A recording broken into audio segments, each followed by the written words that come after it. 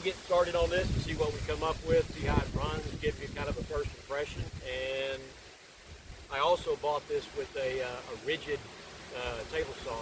Had a wheel package folded up out of the way, and it was on sale. And I'll actually be doing that unboxing when I actually start working on the house that we're actually in the process of rebuilding. We purchased out here, sight unseen.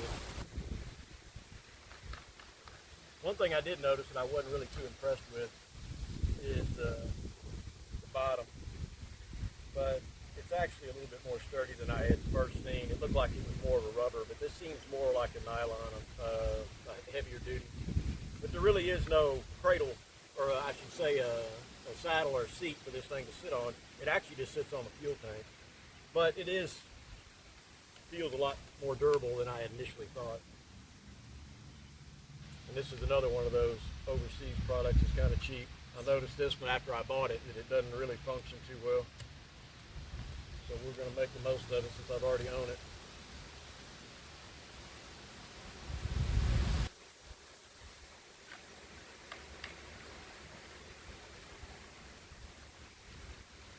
And since I don't even know really what came in this package, we're going to find out what's in here.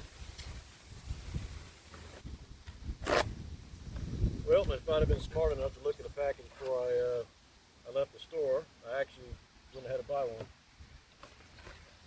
And it actually did come with a manual.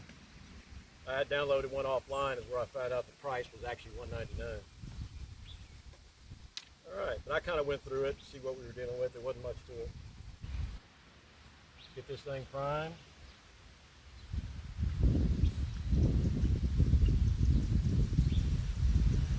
Alright. Thing on choke. Talked about releasing the safety. Put in the on, trigger and the safety, and hold the throttle wide open. Let the stride to start, put it down on the run.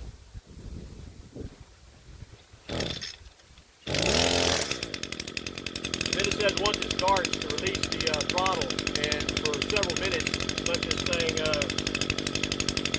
warm up and kind of break in. They mentioned about 2 fuel tanks of gas is generally what it takes to break one of them in, and then you can make any adjustments to the carburetor after that, after it kind of gets settled in.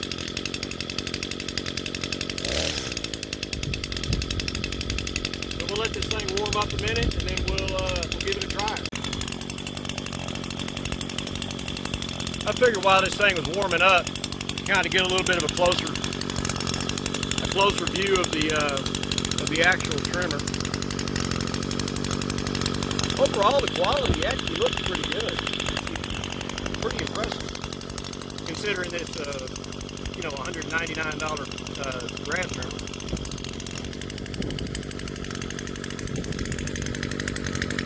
Little motor sounds pretty good for a 2-stroke.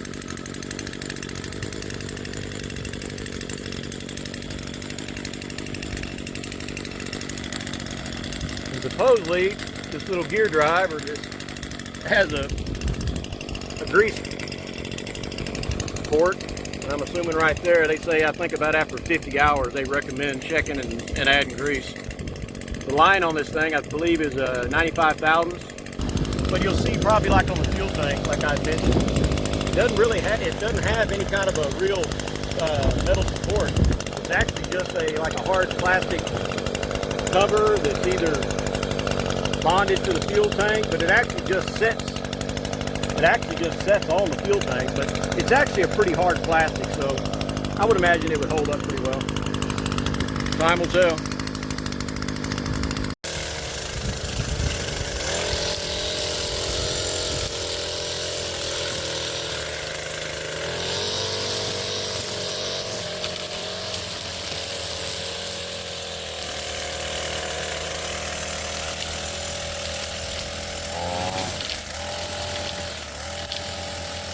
Parts are available online.